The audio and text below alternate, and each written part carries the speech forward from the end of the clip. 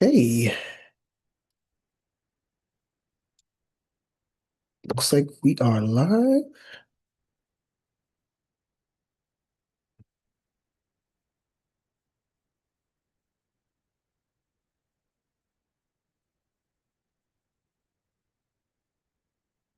Great.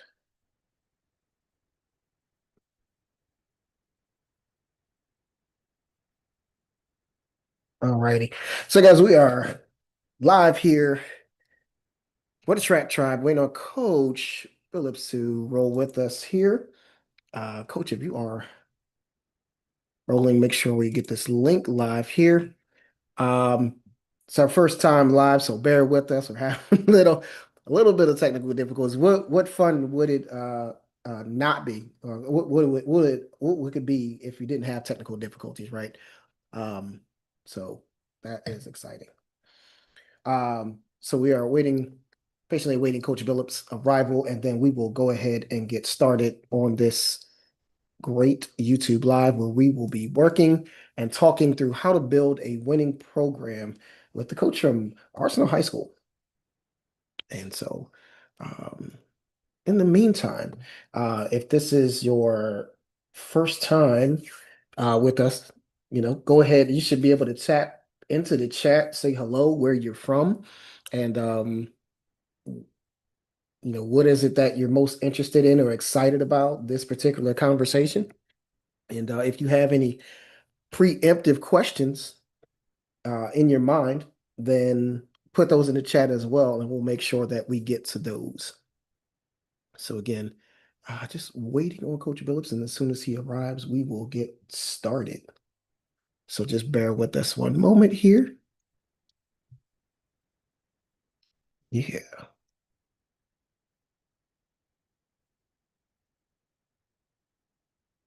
let's see. Okay, and we got this going here.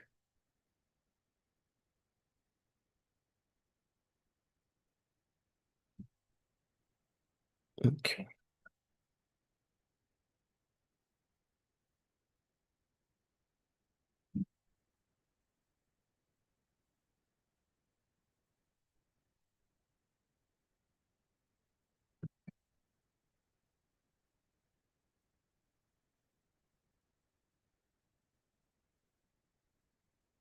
all righty.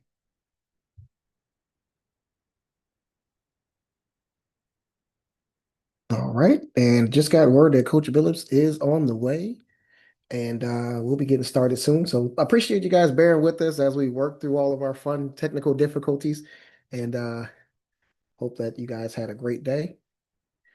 Um, Again, in the meantime, find that chat button, tell us where you're from, say hello, chime in. What are you excited about in the meantime, right? Because we're going to talk about some pretty good stuff here this week on our very first Track Tribe Live conversation. Again, this is really about building a winning program.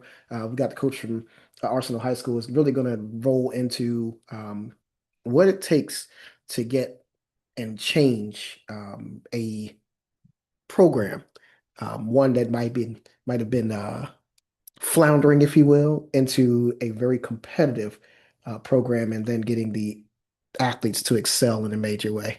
And so I am excited about this one tonight. If you have a favorite drink, if you have a favorite beverage or snack, I should say, go ahead and grab that in the meantime, and then we will get ready to roll. All right. And if you're on the Zoom link, that's fine. If you're on the YouTube live link, that's cool too. We're streaming in two different locations here. So, and looks like Coach is with us. Yay, I'm excited.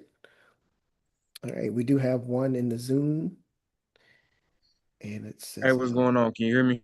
Yay, what's going on, Coach? How's it going? It's going well. And I'm trying to see. Um, There we go.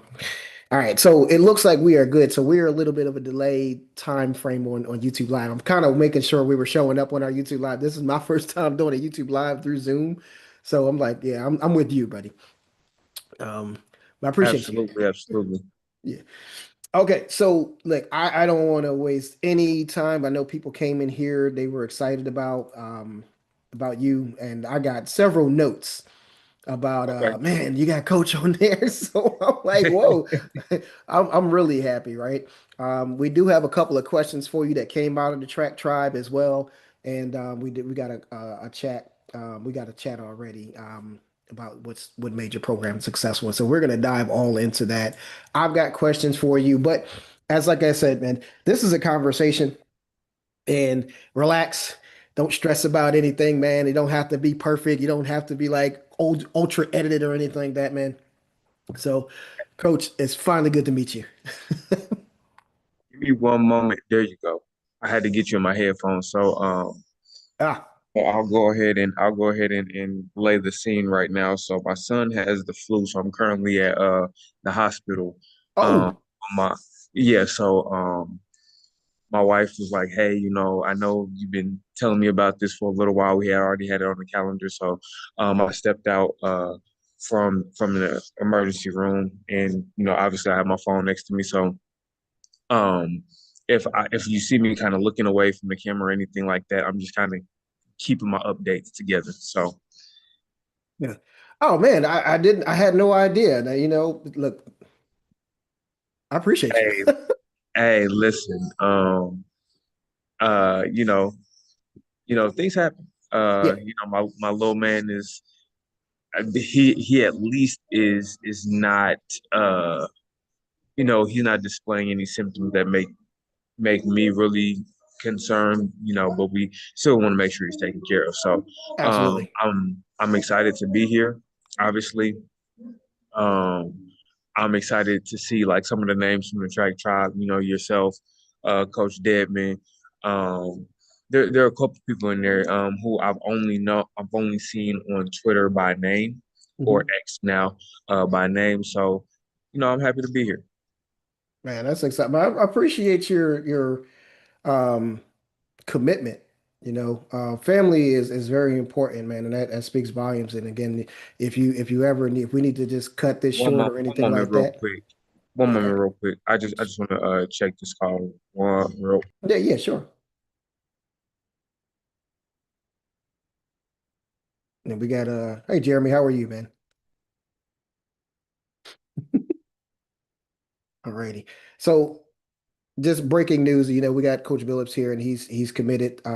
He's come on, and he's got a little family um thing going on right now. But he said that he wanted to be here, so kudos to him. Of course, if at any time there's a need for a family to for him to move on, we're going to make sure that he's able to get to his family. We never put information or conversations above family. So just at any time. Just anybody who's out there watching, just know that family is important. So if you find us kind of cutting the program short, just know that it is out of consideration for him and his family. So just I preach that and I live that. Family is the core value for me. So oh, coach.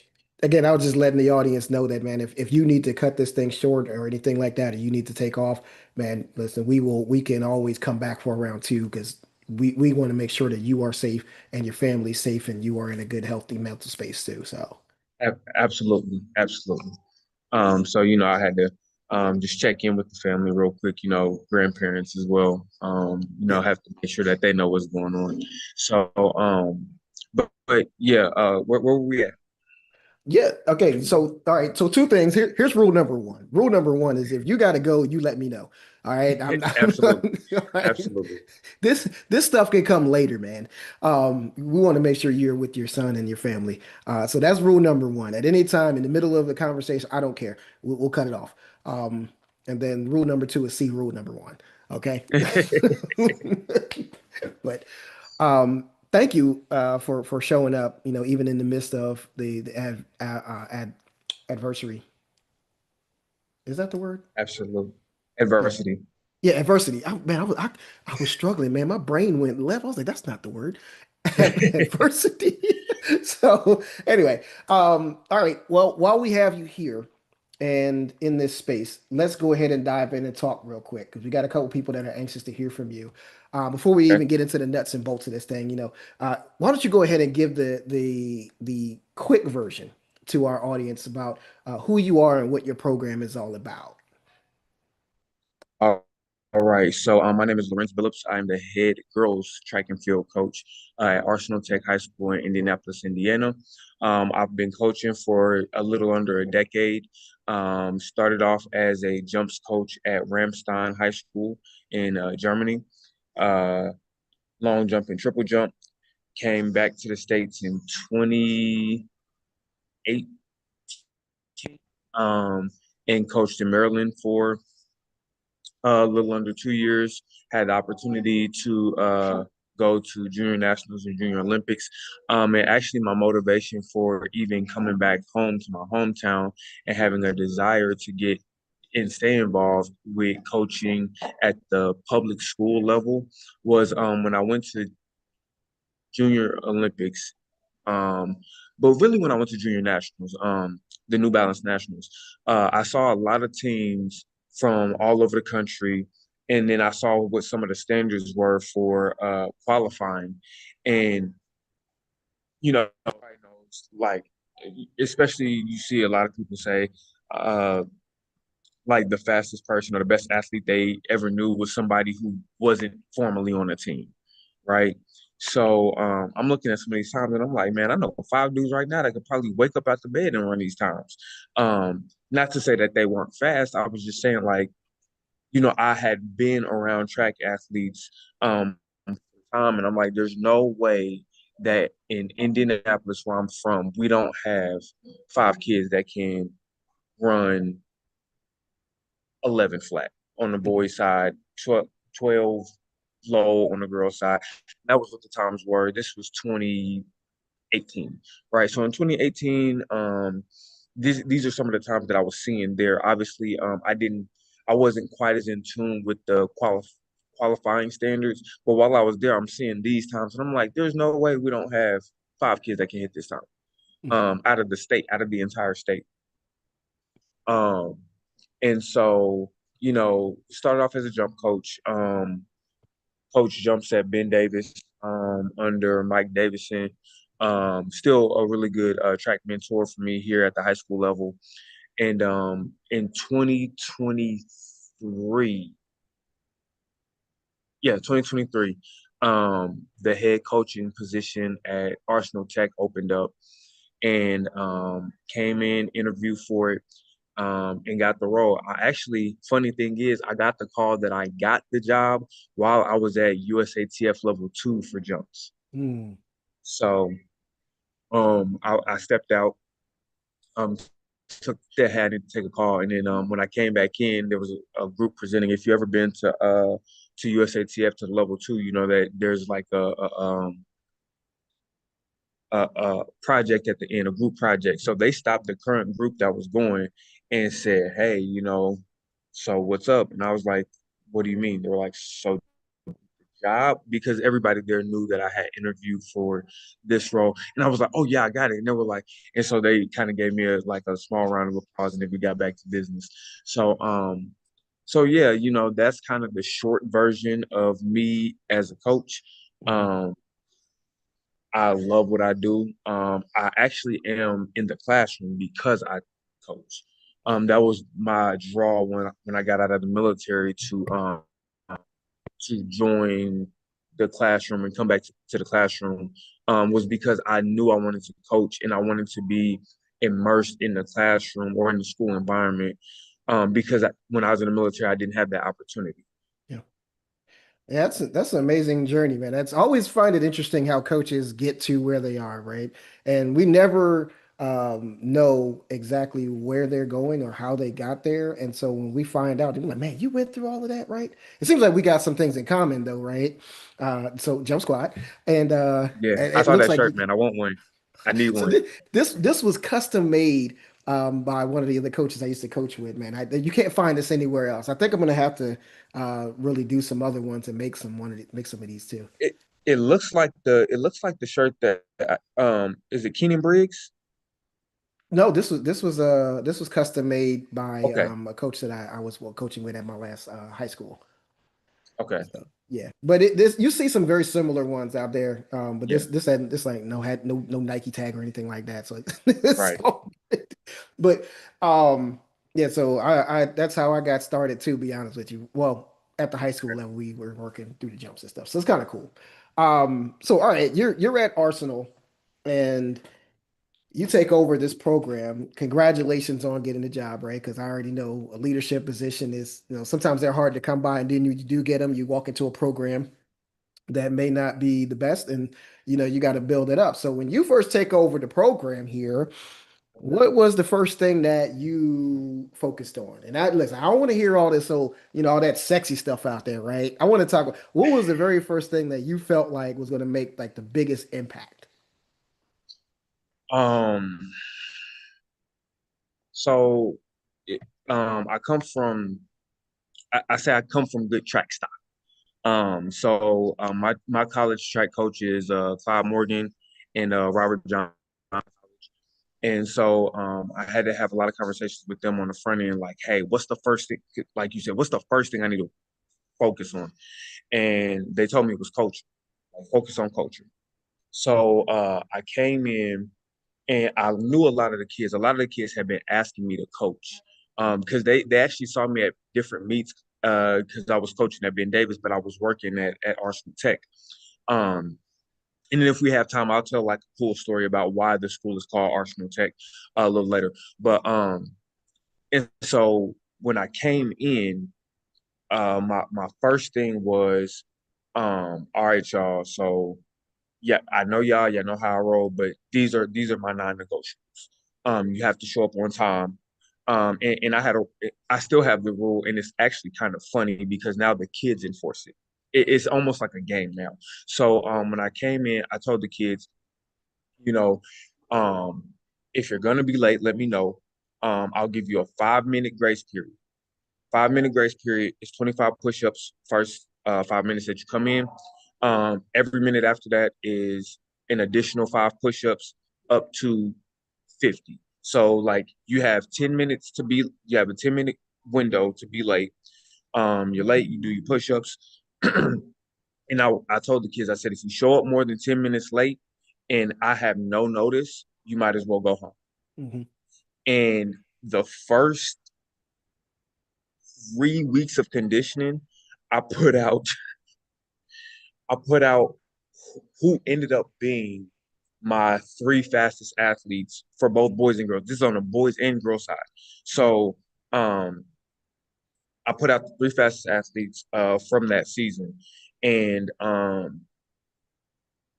and it kind of shook up the group because not only were they the fastest, but they kind of had a lot of uh cachet on campus. So Mhm. Tech is a 68-acre campus. It's larger Oh, than a lot of college campuses. And it's not just that it's 68 acres, it is 12 buildings as well. So um whoa. with as big as it is, people around the campus still knew who these three were. Right. And so I had to set a tone. And um, if I could go back, I probably would have done it a little bit differently. Now, but this is hindsight. I probably would have done it a little bit differently with the girls than I did with the boys. Um, but yeah, like that was my very first thing. My very first thing was we have to be on time. And it wasn't just we have to be on time because I say we have to be on time for workouts and things like that. But like if you know, like anybody who's been to a high school track, you know, if you really need to be there about an hour before Yeah. so you can get your team warm up in, you can set your team camp up. You got the field event athletes, your jumpers, they have to get their marks. Um, your throwers have to weigh in their implements. Like there's a lot of logistics that goes into track meets. Um, and so I wanted to set that tone because what it did for us later on was very beneficial. Absolutely. So it sounds like punctuality was the key, right? But it's more than being punctual, right? There's the respect for my time and there's the respect for your time, which ultimately Mhm. means it's respect between the two of us, right? So if I don't respect your time, then I don't respect you as an individual. And so those little things matter. And I often ask my kids this. And when I first met our new group, I'm at a new school too, right? And one of the first things I asked them, I said, how many of you have ever been bit by an elephant? Of course, they looked at me sideways. What are you talking about, coach? And nobody raised their hand, obviously. And then I said, turned around and said, how many of you have ever been bit by a mosquito? Of course, everybody raised their hand. And I told them, see, it's not the big things that come and get you. It's always the small things that bite you, Mm. right? And so that's essentially what it sounds like you did. You took something very small and said, "Hey, this seems like it's small, but it will bite you if you don't get this. We can't show up late because how we do anything is how we do everything, right?" Yep. And so, what did you see that told you, yeah, we're on the right track? So, all right. So these kids are graduating now, so I can share their names.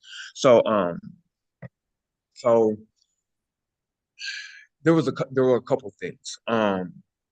So I knew I was on the right track. Kid named Kevin. Um, Kevin, that's my guy. Kevin and Johnny, they were like two peas in a pod, right? So they they were the two that I put out day one. It was them. It was those two and like a couple of them. Yeah. So I put them out, right? So when they left, it wasn't really pleasant words exchanged or whatever. And on the way out, you know, I just kind of told them like I'm not gonna do this with y'all, you know, but if y'all want to have a conversation later, we can. Um, and so they came back to me. Um, I think it was either later that same day because since we're in buildings, we were in the building that we train in. They left out of the building, and then they ended up coming back to the building um, later on before we dismissed to for the buses, the after school buses tomorrow. And they apologized. It was like we were wrong. We kind of acted a certain way in front of everybody. Like we shouldn't have disrespected you like that. We do want to be on the team, but um, we, like you're gonna have to work with us, right? And so those two, like I see them in the city all the time, and I have a lot of love for those guys. And then there's another, the girl was Arena Taylor, who's actually running at St. Francis right now, University of St. Francis. Okay. This is her sophomore season, and like those three, the reason why they stuck out to me was because these three kids, I promise you, there were so many people that told me it's not gonna work. You know, that everybody's tried to work with them. It don't work. We chasing them around campus. They don't have grades. Arena kind of was always eligible, but Johnny and Kevin, they were well, they don't have grades, and I was like, I'm gonna work with them, right? And I will tell you this: Johnny to this day is the most naturally gifted runner I've seen.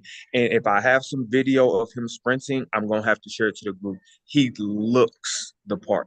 So when Wow. I say a smooth sprinter, he is a smooth sprinter. Um, so yeah, but like when those three started leading the charge in kind of telling everybody like, nah, you need to show up. Like, and they were the ones who made it a game, like with the push-ups. Like, nah, coach, you see that? They 3 minutes late. They owe 25, right? So Right. they were the ones who started doing that. And once they started leading and I didn't really have to say anything, I knew I was like, okay, this is gonna be a good group. This is gonna Yeah. be a good group. Yeah. You know what? And honestly, a lot of people look and go, how do you build a great program? And to me, that's the staple. And probably people aren't picking up on it, but it's the empowerment of the athletes, right? Yes. Because they are just as much as the program as you are as the leader or the figurehead of that program. They are Mm-hmm. too. And it sounds like, again, you gave them a target. Here is the standard. Abide by the Mm-hmm. standard or there's consequences, and they need to understand that. And nobody's above the law, right? It doesn't matter Mm-hmm. how fast you think you are.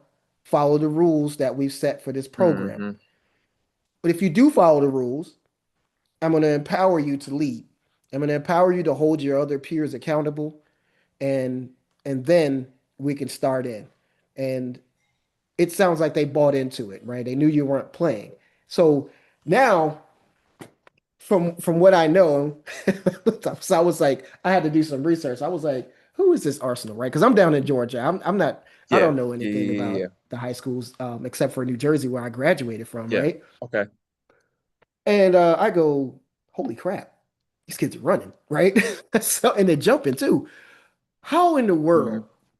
are you able to get some of these kids to go dropping a whole second into 100 and dropping 2 seconds into 200 and expanding 3 to 5 feet in long jump in a single season? What are you doing over there, Yeah. coach? What's your approach? So I will tell you this, it's easier than it is hard. So the first kid that I did it with, actually there's two, one girl, one male. The female is actually the University of Dayton triple jump record holder. Her name is Christiera Williams. Mm, So I met her first year. Dad comes in, Coach Williams, still my guy. Um, I got it, man. My daughter, she's this, she's that, and I was like, I gotta see her, right? Because I'm one of those people where everybody thinks their kid is the best thing, ever. right. And so he showed me her. I said, well, what's she jumping right now? I think she was jumping 34, 30, no, 33 Not bad. low, Yeah, not but terrible. I could see like she was a triple. She had that weird kickback in the first Hmm. phase, Right. and it was kind of taken out of the second phase. And I was like, well, I was a triple jumper in college, and I know that your biggest bang for your buck is going to be in those first two phases. Right. Um, and so she went from 33 to 36 year one. Then she dad called me, hey, we're coming to Maryland. I had PCS from Germany to Maryland. We're coming to Maryland. And I was like, oh yeah, whatever. He's like, no, we'll be there next week. I was like, oh, you're serious? He's like, I can't afford to pay for school. So she gonna have to get this scholarship. Mm, And so she came over, then she went from 36 to 38. Um, and then her senior year, it was just kind of like it was already kind of in the books at that point, and she just kind of finished the job. right. Um, so and then I had another kid, Jason Jones, who was also at Ramstein. He was he had never tripled before. And so his first meet, he jumped 36. I said, you're going to jump 42 before the season's over. He's like, I ain't never done this before. I said, trust me. I was like, you're a 42-foot triple jumper. Mm, And we got to the championship, the finals. And I said, there was a kid named Kobe Cox who jumped for Lakenheath, which is in the UK. And I was like, hey, he's not 100% right now. So go make him work for it. I said, can you just give me 41? And he's like, say less. Next jump, 41 more. I said, oh, okay, how much you have left in the tank? He said, I mean, I probably could have went further. I said, okay, well, can you give me 42? He said, say less. Next jump, 42 2. mm, So Kobe came and jumped like a 44, some change, 40, and like kind of blew it out the water. But I just wanted him to make him work for it. yeah. So I'll tell you this, in the jumps, it's really straightforward. Um, I every jumper is a sprinter, Right. and every every jumper has to master the approach. So this is how I break it down to. I do a drill called push, float, turn. So I Mm, have them push for the first four steps. Then I have them float or maintain that speed for the next 8 to 10-ish steps. mhm, So now we're at about 14. And it depends because some kids may only be going um 14. I mean, some kids may only go 12 steps.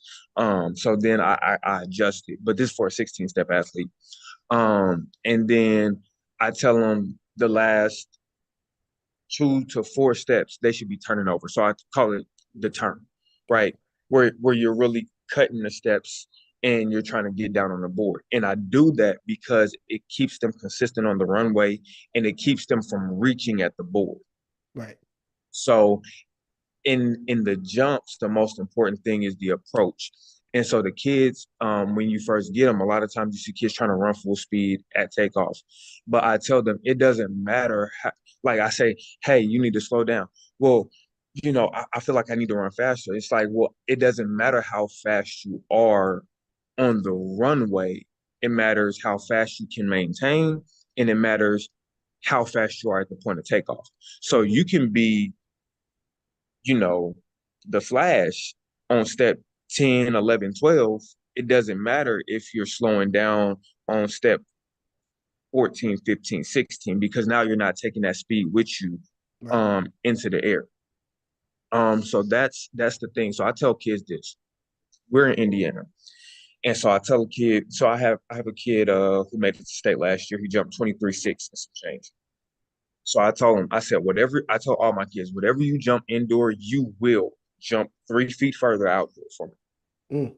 And because I know a few things. One, we don't have an indoor facility. So anything that you do at an indoor meet, basically we're using that as practice. Um, and then the other thing is we live in a cold weather state. So as the weather gets warmer, you're naturally going to get more loose. And Right. then you don't feel like you're trying as hard on some of these jumps. So to get a kid to go 3 feet is basically uh, a few things. One, get them faster, which is a combination of strength and plyometrics. Um, and then also like their sprint mechanics have to be solid. Um, Two, get the approach consistent, whatever that looks like for that athlete, because every athlete is going to be able to do a little bit more or less depending on where they are. And then the other thing is trust. Like that's a huge part of it that I see so many coaches at the high school level where they're struggling to pull the most out of an athlete is the kid don't just doesn't trust Right. you. And the thing is, my first year coaching, I made the mistake of thinking that how much I knew would build trust. And that's not it. You build trust. Do you show up? You telling me to show up on time? Do you show up on time every day? Mm. You telling me to trust you? Well, I got this thing going on in my personal life. Um, you know, are you gonna be there for me? My first year was heartbreaking at Tech. I had a kid who had just transferred in, not gonna say from where, called me middle of the night, like 11. And so these are hours that you're not even supposed to be like communicating with athletes. So she messaged me in our team app and is like, Coach. And she just said coach. And I was like, I didn't respond. She was like, my mom. Okay, now I'm actually concerned. Hmm. She's dead. Mm. Athlete has to leave the next week, doesn't come back to school, moves out of state, to where mom is at. And it's like things like that happen. Mm. Like things like that happen. I've had some stuff happen. My first year, when I say it was heartbreaking, it was heartbreaking. Had to go see a kid, in the hospital. Kids who are on the team, they know who I'm talking about. There was an incident that happened. Not gonna share the details. If Right. people can Right. figure it out, they can figure it out. But some of these things happen, and um, that kid, when they came back to school, um, and when I came to see him, mom told me, man, just last week before break, he said, I'm gonna get my grades together. My mama going on track. Mm. You know, um, and so those are the things where it's like if you want to pull the most out of a kid, that's not a thing that you can measure on a scale. Like I have the correlation for the 30 to the 60, for the 60 to the 100. I have all of that. For the hundreds to 200, I have all of the correlations. But none of those correlations are going to tell me how to be there for a kid when they need Yeah. That I think that's so key because I think one of the things coaches do is go, man, what's the blueprint? What's the technical stuff that I need to know? What what is all the data that I could dig into? But in the reality, is that the kids are still human, right? They're not Mm-hmm. numbers. And I think you got it, right? Um, and we should as coaches, we spend just as much time, if not more, with these athletes as the teachers do, and sometimes more time than the parents do because the parents are working. They Mm-hmm. might see them for an hour and then they're off doing homework in the bed. We're spending 2 or 3 hours with them, working weight room, things like that, right? Yep. And then at the meets, we're there from sun up to sundown a lot of times. Yep. So we spend hours with these kids. And so um, Joe Ehrman, who wrote this book, Inside Out Coach, man, which I think is just Mm-hmm. amazing, right? Mm-hmm. That the folks he calls us teacher mentors or coach mentors, Yep. right? And that's essentially this system, right? Because Yep. you have developed a relationship with these individuals where they will trust you. And there's an old cliche saying, right? Nobody cares how much you know until they know how No. much you care, right? Yep. That's but people don't really grasp it a lot of times. And I think what you've done is grasp that, yeah, we've got these great athletes, but the fact that the kids reach out to you and go, hey, this is happening in my life. And the very first thing you do is show up, Mm-hmm. right? And we got a lot of athletes out there that nobody shows up. Nobody. Mm-hmm. And I think it's so important. So when you guys are out there, you're listening, you're going, hey, what's the system to get these kids to run faster, to jump further? And the Mm-hmm. question ultimately has to be, do they trust you enough to give everything? Yep. I have some college athletes. Um, they didn't run for me in high school, but since they've been in college, they've started to rely on my level of expertise to help them with some things Mhm. that they're not that's not happening, at that next level. Not gonna say the schools, not gonna say anything like that. The issue they were having with their coach was a very simple issue. Mhm. The coach didn't understand that these athletes wanted to be told the truth.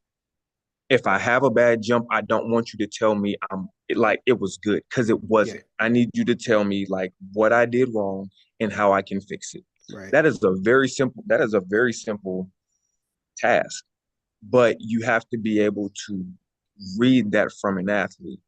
And it's hard to get to that point in unless you're actually talking to the athlete. Um, and so that's the trust factor. And I think we're going to get into it a little bit later. So I do have like some more technical things for coaches if they want it at the high school level. I can kind of dig into that a little bit because I do understand that piece can be a little bit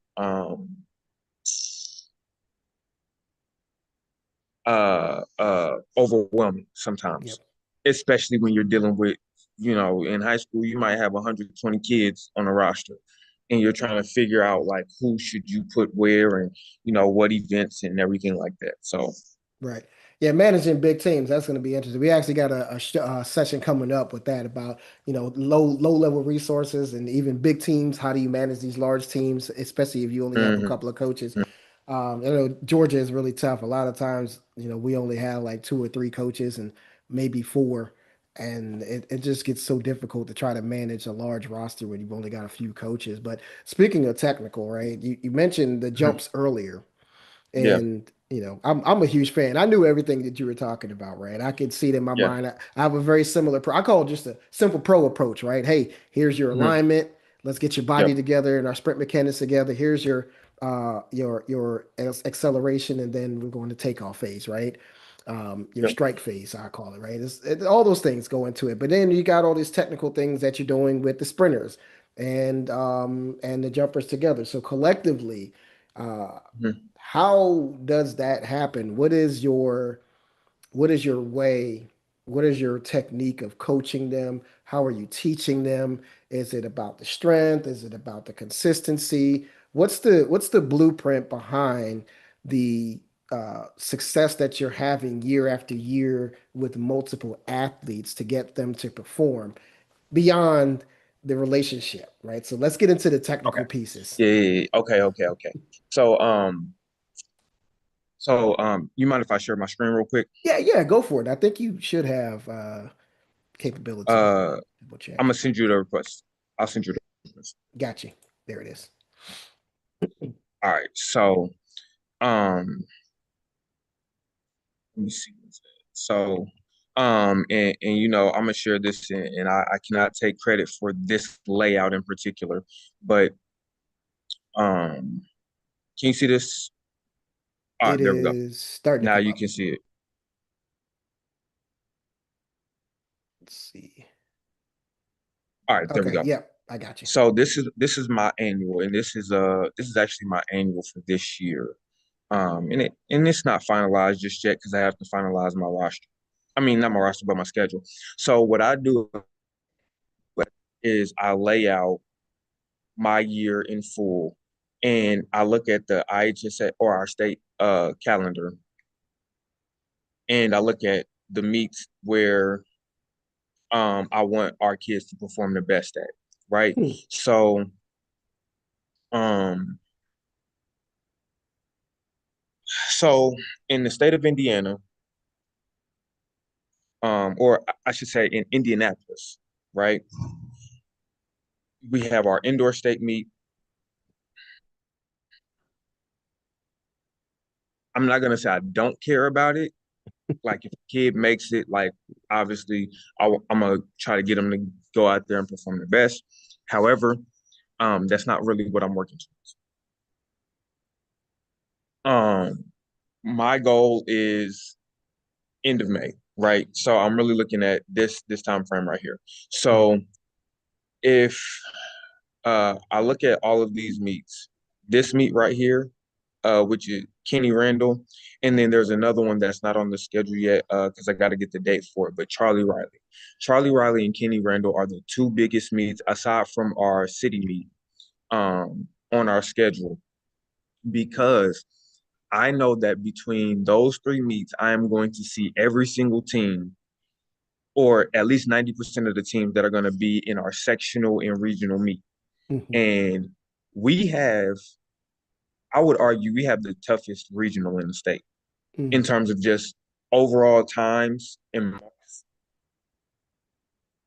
I, I mean, if you're in regional four, you may think differently, but I would definitely venture to argue that if it's between regional five and six. Right. Gotcha. That's just my experience. Point state champion and record holder in both long jump and from last year was in our sectional and regional. Hmm. And her name's Kaya Crook. She's at Arizona, and she also was at the Indianapolis City League. So, and she was also at Kenny Randall, and she was also at Charlie Riley. So, you know, that's what I mean.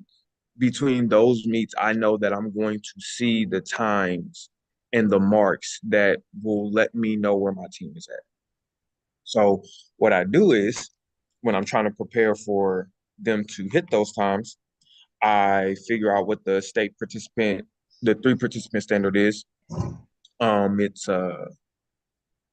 it was 1099 last year. It's probably going to be like 1091 this year because you had to run 10.7 just to make finals last year. Um, this is on the boys side. So what On the is what girls is side, that for those of us that aren't in Indianapolis? okay, What is the participants okay. standard? So the three participant standard means for your sectional. So on this date right here, for your sectional meet, you get if you have three people on your team hit that mark, you can put three athletes into an event. So let's say I just said the 100th time. If I have three boys on my team run 1099 or better, I can put all three boys into the 100 meter for the sectional meet. Otherwise, I Oh, only get two. So gotcha. now, if you know anything about track and field, now that's a numbers game, Yeah. right? So that's always going to be my goal in terms of just the raw numbers. Um, the metrics that I use to determine how on target my athletes are, I use a few things. I use a 30-meter dash out of blocks. I use the 60-meter race in the meet. And then I use a 30-meter fly and a 10-meter fly, right? All right, so And you know so I'm gonna have to that back you tells up for a half a second, right? You said a 60-meter race. Did you mean they're actually in the race and you're clocking them for that when first 60 meters? no, when we go to indoor meets, Oh, the indoor I 60. I want got you. yeah, the indoor I 60. got you. I want and I say that because the correlation between the 60 and the 100, I can tell a kid like if you run the 60 Mhm. in X time, you should run the 100 in this time. And if Right, you don't run the 100 in this time, I need to be looking at either your speed endurance right. Maintenance. or your train. It's probably going to be most of the time with high schoolers. What I see is it's not the speed endurance component. Like they can usually hold on. Usually what it is their transition. They have a inefficient transition from their acceleration into their top end speed. So Mhm. they when they come out of the blocks, they're like this, and then when they hit top end speed, they pop up. Right. Right. You know, it's like Because high wacky. school kids don't have dry phases worth nothing, right? Yeah, man. And so I've learned a few different ways to like kind of get them to stay in the dry phase. Hmm. Um, and so, yeah, um, yeah, and so that's another thing for another day. So, so yeah, like when I'm looking at this season as a whole, um, I look at what does our season look like. Um, Sometimes it changes, but for the most part, once we get our schedule down, it is what it is. And then I look at where we're performing right around here. Okay. This time right here, that's when I want to start doing some race modeling in practice. Um, and so there's three things that I look at for any athlete in the 100, or not in the 100, in running in general. The sprints. I'm looking at their drive phase, like acceleration coming out of blocks. So 0 to 30. I'm looking at their transition out of their drive phase into their top end mechanics. And then once they are up and running full speed, I try to look at, and this is really an eye test in the Olympics. They have like the every 10 meters. Maybe one day we'll have enough resources where we can get, 10 speed gates and I can clock where they're starting to slow down at. But I kind of eye it and then I ask the athlete, talk to the athlete, like how they feel on the way down. If they feel like they're starting to slow down later, like too early, like they can't hold on, sometimes if they haven't been coming to practice like that and things like that, I can kind of gauge like, yeah, you probably just are not in shape. But a lot of times with our kids, they have been coming, and it's just a matter of getting them to hold their drive phase a little bit longer and then to transition smoothly. So I tell my kids, I want you to be like an airplane. Like if you got on the airplane and it just was on the runway and it just jumped to 10,000 feet in the air, that would be a very bad plane ride. Yeah.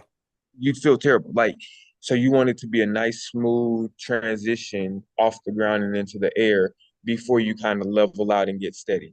Mhm. And the kids, they understand that. Most of them have been on a plane. If they don't, if they've never been on a plane, then I tell them to imagine being in a Ferrari, or a Mustang or something like that.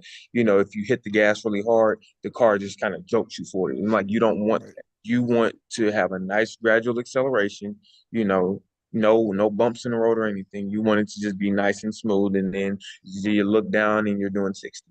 Right. So it sounds like a little bit of hey, don't panic, right? And don't skip the gears or don't skip the steps or the transitions, right? Yeah, Turn the knob and increase over the distance yeah, of and then maintain in a sense, right? The yeah. very And, simplified version. yeah. And then I wanted to hit on this, like for the kids that I have that have multiple events and things like that, the way I structure a workout is I use ranges, right? Mhm. So if I'm doing a speed workout, my range is 300 meters on the low end and it's 800 meters on the high end. So I usually try to find myself somewhere in the middle. So I may do something like I may do like 3 to 4 by 80 meters. And then I may do um 3 to 4 by 80 meters, and then I'll do 4 to 6 by 60 meters. So that puts me right in that sweet spot of around 600 meters. And Mhm. what I do is the minute the mechanics start to break down and the reps, I cut it. I cut the workout. Right. And the kids hate it because they're like, nah, I can finish. I'm like, nah, you can't Right. because your body is telling me like it's not ready to handle that yet. That's key. That's a key. That's a nugget, ladies and gentlemen. That's a nugget. If you didn't catch that, see, a lot of y'all think speed work is going out there and doing 4 or 500s, right? That is not speed work. That starts there. People, look, I'm about to start a riot out here. Look what he, If you do listen four to or what he five said. hundreds, you're gonna start dipping into some speed reserve training, Tell him again, man. So and now you're not working understand top first. 10 speed. Look, listen, we gotta define speed work with a lot of people. And if you hear, listen to what he said. The zone is between 300 to 800 meters for speed work, depending on the time of year. And then here is the biggest key that I'm taking away from here. If you're listening very carefully, is knowing when to cut the workout. When you start to see bad habits show up, right? Hmm. And things that are inconsistent with the results that you're trying to get, stop, right? Because the athlete's body is telling you something. And the workout's telling a story, and the response to the athlete's body, workout, is telling a story as well. And if you don't listen to either of those, you're going to end up with things that you don't want. So I'm sorry, coach, but that was great. That was a great point. I'm glad you said that. Nah, Thank you. you're good. You're good. So, so yeah, and so if I have a kid who's like maybe they're a jumper and or a hurdler, I had a kid who was he jumped for me and he was my best hurdler, and I also had him sprinting, but he wasn't really one of my best sprinters. I just had him sprinting because I wanted his speed to improve for the hurdles, right? Um, so like in situations like that, um, they always do the technical work for that event first. So hurdlers, you go with the hurdles first. Um, Jumpers, you go with the jumps first, unless we are in and since I'm still sharing, I can go ahead and show you. So down here, you see right here, I have race modeling. Well, race modeling is not just race modeling, it's also meet modeling. So Hmm. if you are a jumper, that means that you are probably going to do maybe 1 or 2 jumps, and then you're going to have to run a preliminary. Then you're going to have to come back. Mm, Then you're going to have to go do a final. And then you're going to have to come back and jump again. So that means that at some point, I'm going to have to train skill under fatigue. right. So for my hurdlers, when they get to that point, um, they will do it's a rhythm hurdle drill, 3-step rhythm hurdles, and it's for 15 hurdles. Mm, So I start them I start them at 3 early on, then they build up to 5, then 8, then 12, then 15. So 15 is right in here, right around this April, right around hmm. Kenny Randall, they'll be doing 15 hurdles. Are you short But yeah, stacking but them? yes, so Okay. all of my so USATF, when I went to level 2 for sprint hurdles, they actually give you an equation for how to measure the 15. distance between the hurdles. Gotcha. So what you do is you take the time that you want them to run, and then you subtract the time from the blocks to the first hurdle. So you have to do this in a race. So you have to see them in a race. Okay. So the time from the blocks to hurdle 1, and the time from hurdle 10 to the finish line. You subtract that from the time you want them to run, and then you divide that number by the number of hurdles in the race, which is 10. And then that's how you get the actual distance um in between each hurdle because you want them running that time in between the short hurdles if Mm. they're ever going to get to that time in between the actual hurdles On the because rhythm. hurdles are about rhythm, right? you're Right. trying to you're trying to speed up that rhythm. Yeah. So I did that, and actually I had a kid. He was new, and I knew it wasn't technically correct, but he was competitive. So what I did with him was I put him with the hurdler who was better because he was like 3, 4 inches taller. So so when I put him with this kid who was a better hurdler, I mean I'm trying not to share either of their names because they're still in school. They're still in high school. So when I paired him with him, he went from running 21 to running 16.9 Mm. Big jump. last season. And so he was like, "Oh, if he ran this time, let in his first year, that means like." And so he starts doing the math. Next year, I should run like 14.8. And I'm like, I mean, we can say you should, but we don't know, right? Right. So, um, so that's how I get the hurdles down. And then for the jumps, like I said, it's a lot of technical stuff, but they'll do like their plyometrics and think because my jumpers have very specific plyometrics. So Mm. like my high jumpers, they have circle gallops, right? So I put Mm-hmm. them on they have like where the half circle is on the football field, which is also like the soccer marker. Like they run on the hash marks, and then when they get to the half circle, they do gallops, single leg bounds around the half circle, and then Yeah. they run out the back. Right, because I'm Gotcha. trying to get them to get comfortable in that That turn J for their turn. approach. Mm-hmm. But they can't do that. They can't start that if they're in a fatigue state. They have to learn that while they're still fresh. And then as the season progresses, then they can still do it and look pretty good, even if they do a couple of sprint reps beforehand. Interesting. That's an interesting. We don't have a semicircle, but so what I had to obviously make a 12 to 15 meter circle on the mat, Mm-hmm. and I have them run on that line, making sure that their foot hits that line in a row. Yep. Most of the high jumpers end up going outside and just the steps are all crazy, but that's a unique approach, man. Yep. Running in a semicircle, that's kind of cool. So right now, you've got things laid out. You're looking at the indoor meet, like, hey, whatever, it's just another meet. It's kind of just a tune up for us, or we gotta go to. If we get it, we get it. If not, but the more important things are coming up because we've got these sectionals, we got the regionals, we got the state finals, Mm-hmm. and we got to make sure that we get our people in. And we're not only getting race modeling here, which is very common, but we're also looking at meet modeling, which Yep. is, hey, you got to be able to come back under these conditions. And if you don't train under these conditions, you're probably not going to perform well. So what you do at practice makes sense because of transition. So Georgia's unique because we do all of our field events first, and then they do all the running. So we get away. We don't have to really bounce back and forth too much, Yeah. most of the time. Now, sometimes it does Mm-hmm. overlap if long jump takes forever and a day, which that never happens. Yeah, Listen, for us, it's always high jump. yeah. Do you guys high jump last?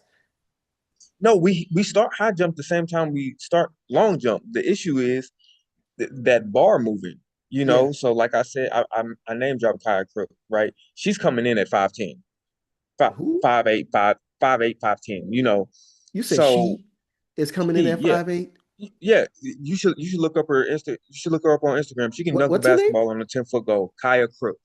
Okay, I'll be interested to see that. I Yeah, wonder if she's I'll jumped have to. against the girl from Bowden, Georgia yet. The girl who I'm not went sure. like 6 feet as like a freshman or sophomore.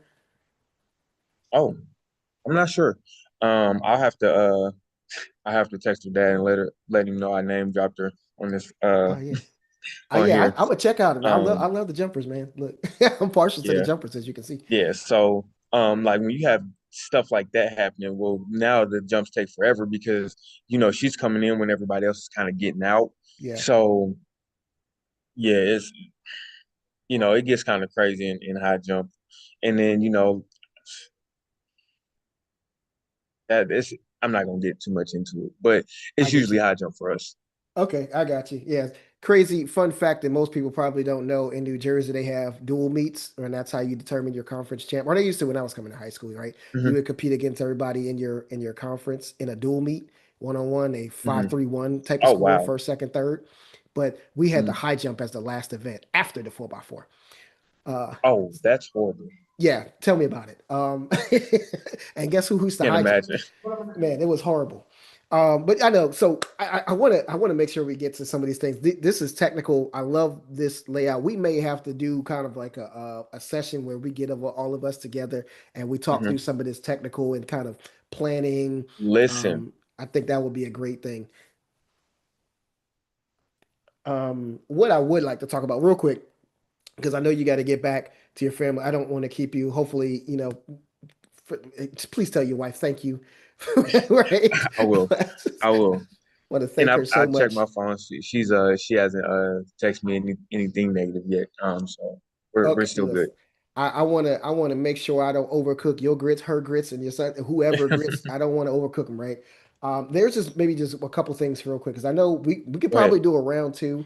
People want to know about the GPAs and the scholarships and everything, and maybe we could Yeah. do a I round two mean, around that, and we right? can. I mean, we can touch on that too. Like, because to me, that's a very straightforward thing too.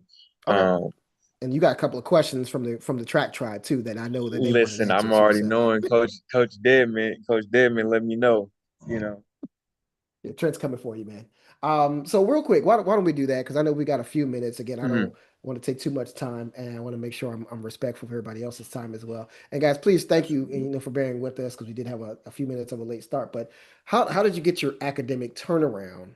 And then what does that look like? Is that in conjunction with the types of scholarships that you guys were going after, and how are you able to help your girls earn that type of money too? Yeah. So in terms of the academic turnaround, it's been both on the boys and the girls side. The girls' GPA is the one that I use for like the 2.5 to the Mhm. 3.4. So to get that turnaround, basically, this is what I told them. I just told them like flat out, my standard is this, right? Um, and I think people a lot of coaches, like when they coach inner city schools, like it's almost like they're afraid to say what their standard is, as if the kids are going to shy away from it. And so the way I phrased it was, um, hey, is a 2.0 the best you can do? No, I Mm. can do better than a 2.0. So why wouldn't you do better than a 2.0? Right? And then I broke it down even further to them, and because a couple of the kids were like, well, they said we just got to be passing all our classes. So I did the GPA math for them. I said, okay, if you are passing all your classes with a D minus, your cumulative GPA is a 0.65 or a 0.67. I Whoa. said, are you comfortable telling somebody that you graduated with a 0.67 GPA? Wow. And then people start listening to you because they're like, wait a minute, I'm passing all my classes, but I got less than a 1.0. Yeah, you got less than a 1.0, right? Wow. Or it's not even that. You only have to be passing 75% of your classes. So if you have 8 classes, you have to be passing 6 of them. So if you're passing 6 classes with a 0.67, then you are I think the math that it comes out to is like a 0.43 or something. It may be a little bit higher than that, but it's somewhere between 0.43 and 0.65 Well, this is out of a four, right? out of on a 4.0 scale. Yes, Holy is moly. and that's the state um requirement, and that's how it's written. Right now, schools can obviously go in and like kind of make their own standard that's above that, but you can't go below that. Right. Okay. So, wow. Jeez. I get it. All right. So now here's my standard, right? I'm going right back to what you said Yep. initially, right? Here's the standard, meet the standard. If you don't meet Hmm. the standard, you don't run, Yeah, right? and it's that simple. You cannot represent this team, this institution, if you are not carrying yourself above a certain threshold. Yes. because, and then this is what I tell them. And so I had a slide on my very first PowerPoint, right? And it said, this is the goal, right? And it had people like on a podium and gold medals and like the track and field podium, right? Yeah. And then the next scene was everybody taking their caps off and throwing it in the air. I was like, but this is also the goal, Hmm. right? Yeah. And so my students know I will always ask them, what is the number one goal? And they always say graduation. They Yeah. know the number one goal is graduation. All right. And then I ask them, well, what's the second goal? And a lot of times they're like, I'm not sure, maybe. And I say, I want you to be a high character individual who contributes Mm, to society. yeah. Right. And I have different ways of saying it, but that's how I want you to be a high character person. So if you have a lot of integrity, but maybe academics just isn't your thing, we can live with that. Right. You're a productive citizen. You, Yep. coach, I like you, man. I love the standard because it's not all about the numbers and the data.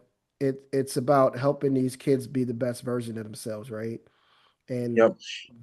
go ahead. No, I was just gonna say like, and the kids also like the other thing is I show them the data, right? Yeah. So I'll do a blind review. Like I won't show the names, but I'll put all the GPAs for the team on the screen, and then I do the Mhm. math, and then they'll be like, "Who got a 1.2? Right. Yeah. Who got a who, who got a who only got a 2.2? You dragging the team GPA down right now. They don't know who it is, but that person, they know who they are. Right. And Well, so you're I tapping into a principle yeah. of seeing progress, right? And Hmm. that's part of that accountability. It's like if we can see where we're supposed to go and we know how we're doing, people turn up faster, right? You get more progress Hmm. that way. You get more buy-in that way. You get more engagement when people can see the road in front of them. We shouldn't just say it.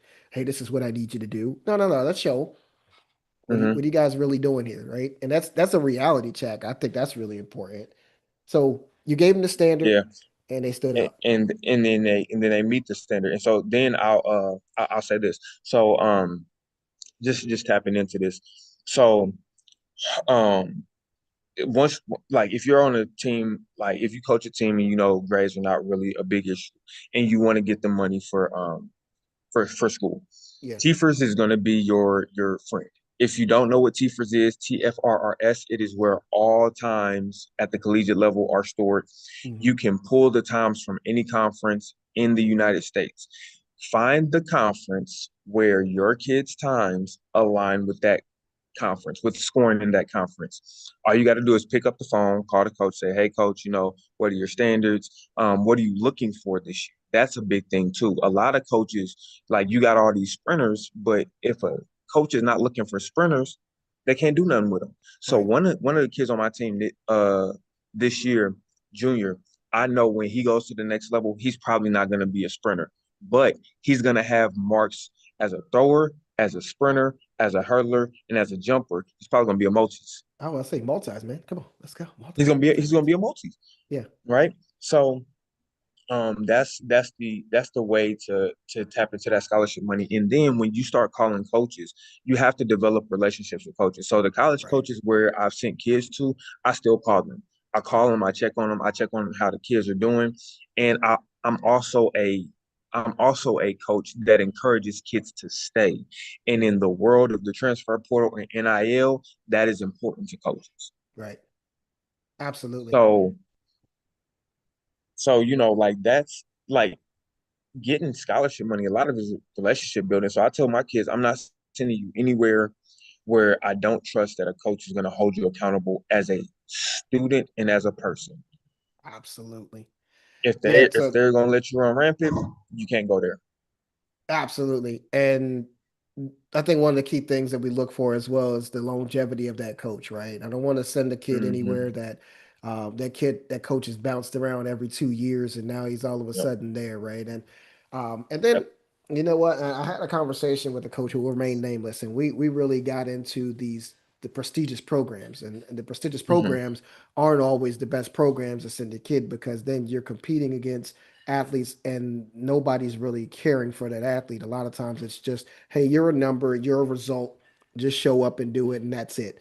Right? There's no trust building, and not every coach, even at the college level, has the best interests of the athlete. So to your point, I think it's really incredible to know where you're sending your kids and who you're sending your kids to. Um, Hmm. right. That's amazing. So you went from, mid twos to the threes, like here's the standard. So again, standard, show up on time, Hmm. do what's expected of you, right? Pay to Caesar what is due to Caesar, right? Yeah. And Let's. if you don't, here's the consequence. Yeah. And the thing is, and it wasn't just the on time. Like it was a lot of things that I adjusted in my program. Like my kids don't come into in like even I have some of them in math class. They will check the kids who cuss in front of me. Hey, you can't cuss in front of coach, Hmm. right? Not to say that I've never cussed ever, like in front of the kids. Like I Right. slip up sometimes, right?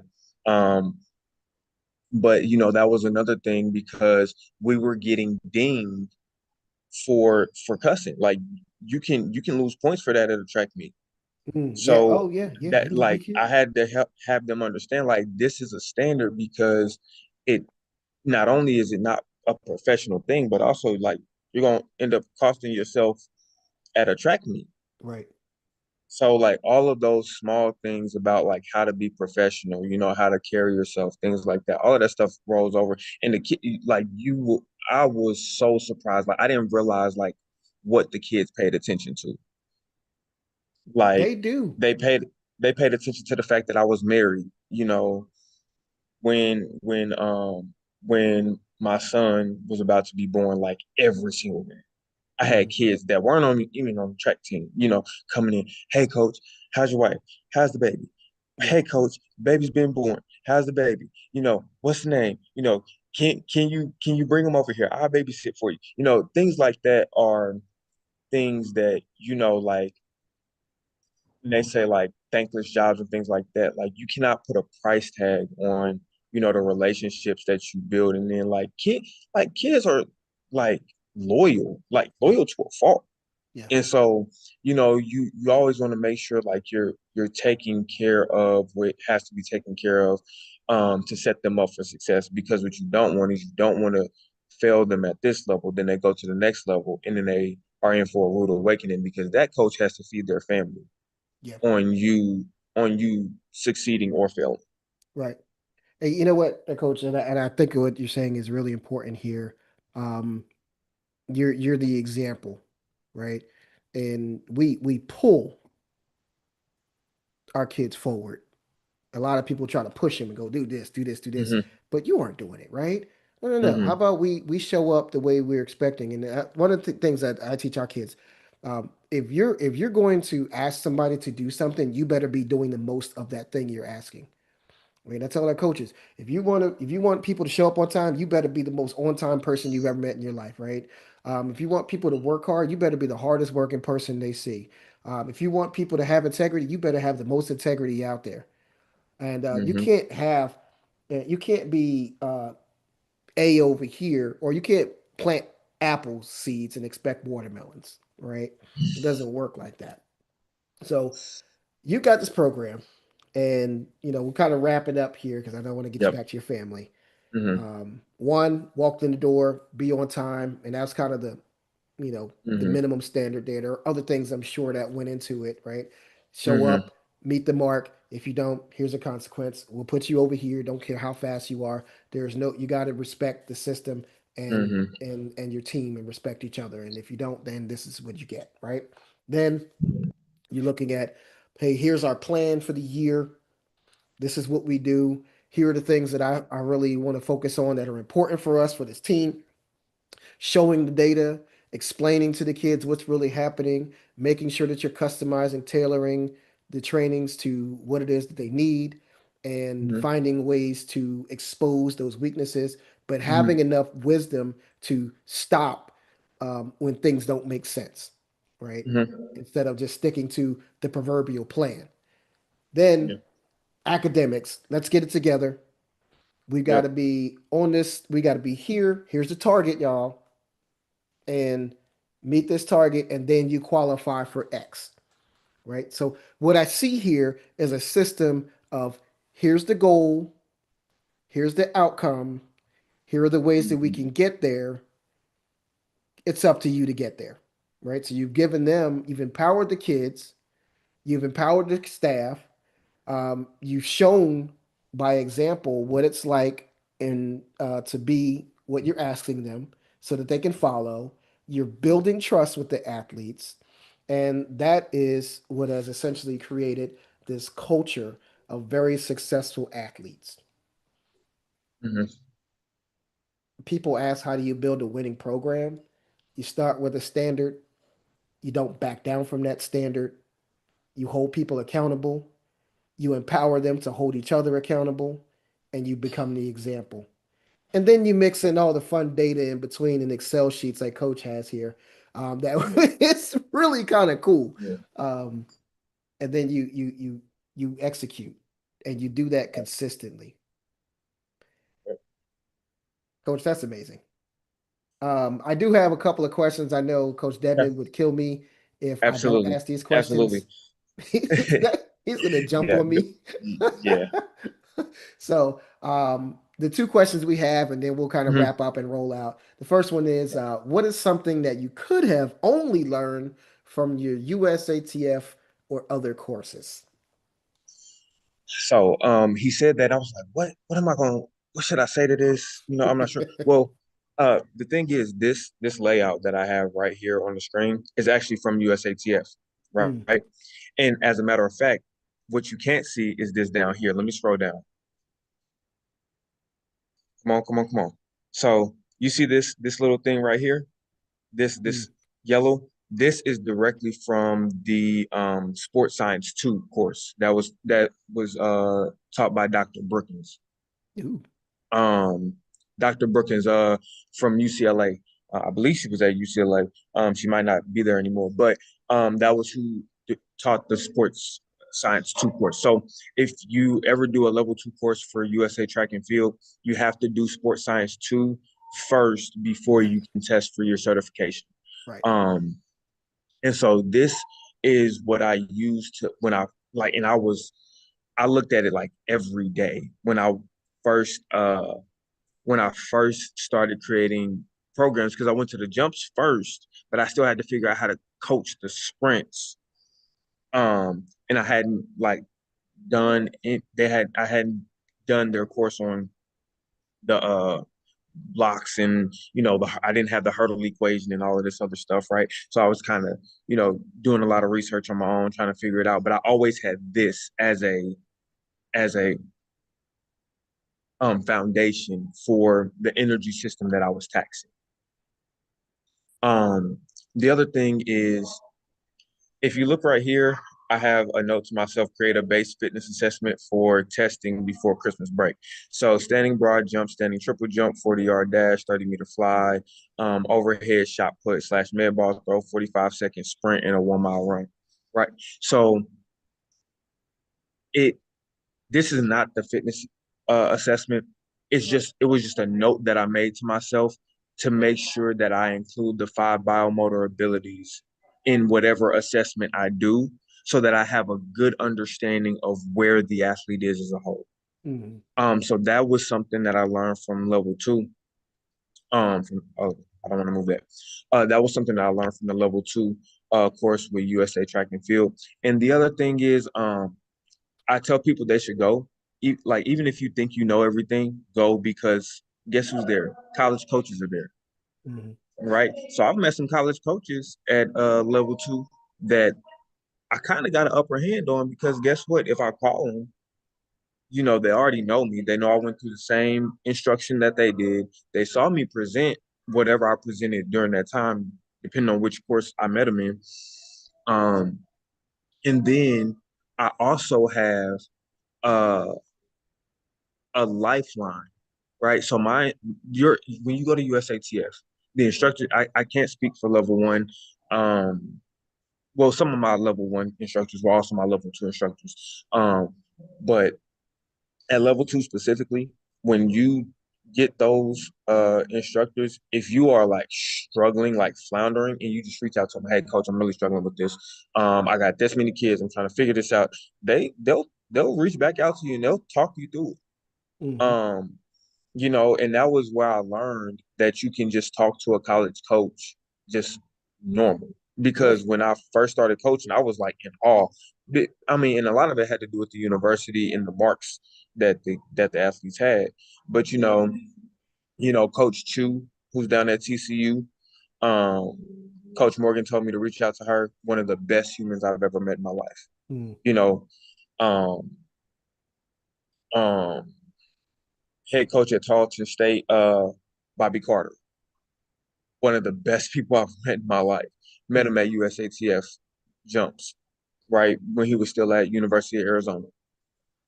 Like you learn by going to these places, by interacting with people, like how the game actually works.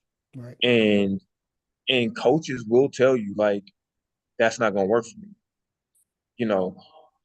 So I know like the coaches that I talk to, they'll tell me straight up, nah, I can't use them. Or hey, I didn't think I could use them, but yeah, like give me a call, Right. right? And so that's what it is. Like coaches are still people, and Yeah. I didn't know how much or how little they knew in college until I started going to these coaching clinics. Yeah. And they don't know how much you know or don't know until you go to these coaching clinics, and you get to kind of show them. Yeah. You know what? It's funny that you say that because, of course, when you've been in a game long enough, you find out that what it, there was a past president, and he talked about any level you go to, you're gonna find geniuses and you're gonna find fools. And so that I find that to be true in every group or environment I've ever seen. It includes college coaches, high school coaches, middle school, youth, Hmm. the pros. You've got some geniuses, and then you've got some people that probably should not be coaching, right? So I never Yeah, mention any yeah, names. I've met some people, and I'm like, "Who put you in charge?" That's not right. But hey, to each their yeah. own, and I pray for the athletes that they find great people at all times.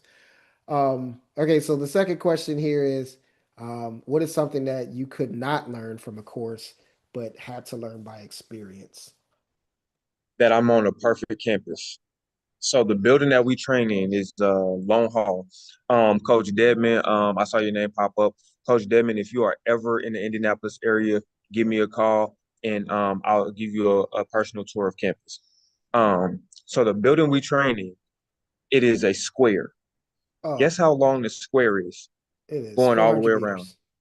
No, it's exactly 200 meters. Ah, darn it, I was gonna go for. So when I'm training for indoor, where do I train at? I train in that building. And so I have a hallway that's 80 meters. The side hallways are 20 meters, no, 70 meters and 30 meters on the side, right? Mm. And depending on how deep into the corner they cut, it's um it can be a little bit more. It can go all the way up to like 250 meters, right? Oh, Um, and so I learned that before I went to USATF for sprints. I had my walking stick and I was just measuring. And then another building, the hallway is 120 meters exactly from wall to wow. wall. And so I'm like, okay, that I can work with this because when I need to do 80 meters, they have 40 meters to slow down. And, most of them are not, really going all the way through the line when they first start anyway. Um, so, um, so I learned that just from being on the campus. And that's the creative coach brain uh, side of things. The other thing that I did learn from USATF, and this was in the sprints course, if you change the if you change the rest time, you can change the type of workout that you have. So one of the workouts that was shared, this wasn't USATF, it was just one of the coaches. One of the instructors shared it, and it's called 400 meters the hard way, right? So it's called 400 the hard way. So it's 40 meters, and it's a relay. So it's basically down, back. So you go down and back 5 times or 10 40s. But everybody's getting less than a minute break, basically. You Yeah. break it up into the group so everybody gets about a minute rest.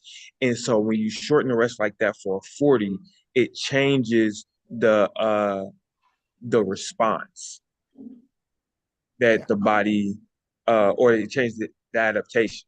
So Yeah. maybe you only have about 40 meters to work with, but you need to do a speed endurance workout. You can do something like that Mhm. um, to get that kind of workout instead of having to rely solely on the distance.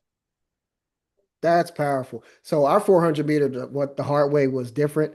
Our coach would make us run. Well, this was outdoor, but Mm, that's really cool. We did 100 meters and walk back 50. We had to make our way all the way around the track. mm. And yeah, we that 50-meter walk back was like, we were trying to be like zombies, was Yeah, trying to walking walk slow. back as slow as possible.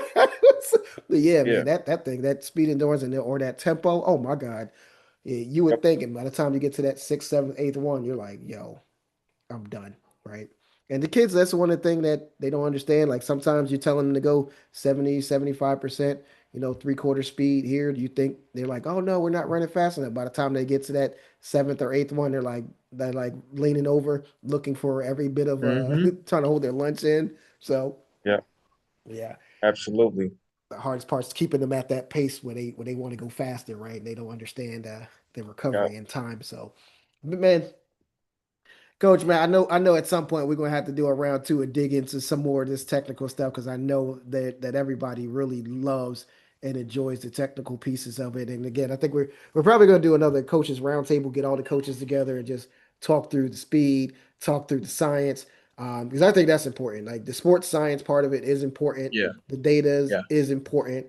Yeah. But also learning how to build relationships with your kids and not be a Richard.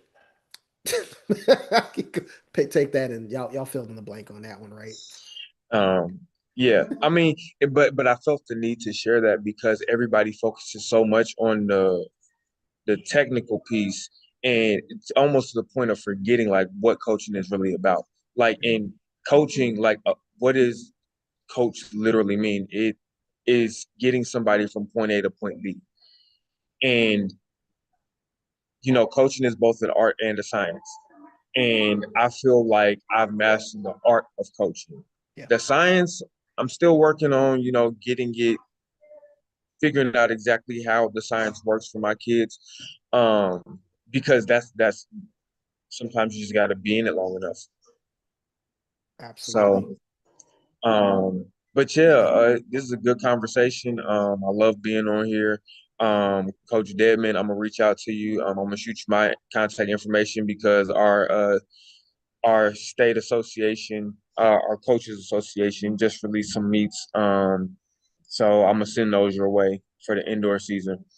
Um, and then I'll shoot you my information, Coach Jones. If you have anybody who wants more like the real nitty gritty, because I can really nerd out on the science stuff. I just opted, I just, one where I'm at, like I thought I was gonna be in the home office and I'm not in the home office. No, I you thought I good. was gonna be on my other laptop. I'm not on my other laptop, but I still wanted to make sure that I was here. But if anybody wants like some of like I said, like the real nitty gritty, like nerdy kind of stuff, like I have all kinds of stuff, man. I have the Pythagorean theorem stuff for high jump. you know, like I got all kinds of stuff. I have the equation, like I told you the equation for the hurdles. I have that down pat. I Mhm. have an actual like equation for measuring out the push float turn drill I talked about for the long jump. Yeah, Like I got a lot of stuff that well, I thank you. wanted I didn't know I was gonna be able to share on screen. So the next time, we get on, um next time we get on, I'll make sure I have some of that stuff kind of preloaded so I can just share it. And people can and then I can send you the PowerPoint over as well. So Oh yeah. Look, we've got a lot ahead of us, right? We didn't even have to do it all in one night, man. The vision is coming to pass. The reason why I created the track tribe was for this, right? For us to be able to get together to share um, our knowledge, our resources, and to sharpen each other, right? Because I may know something that you don't know, you know some things that I don't know, and if we share that, yes, it's a competitive edge. And we think we hold on to things, and we're just, man, listen. The more we share with each other, the better the competition gets, and the better the meets get, the better the kids get. And if you're really a coach that loves the kids, you want the best of competition, right? We don't dodge any smoke, as we say. We want all the smoke, as we say down south, right? We looking for the smoke. And I'm gonna tell Absolutely. you, if you're ever, if, I don't know if you got travel or not, but if you ever guys ever come down to the Atlanta area, or maybe we'll go down to the Bob Hayes meet at some point. We can't go this year, but like the Bob Hayes meet in Florida. We got some smoke down here in Georgia too. If y'all Yeah. want to come get some. We me and my coach Jones, the boys head coach. Yeah. Um, he and I were just having a conversation today. We're going to sit down and make sure we set up things like the paperwork so that we can get some of our kids to travel some of these other places. Oh yeah. Because, like you said, like I want the kids to be able to go down to uh, University of Kentucky to some of these indoor meets that are just open. Yeah.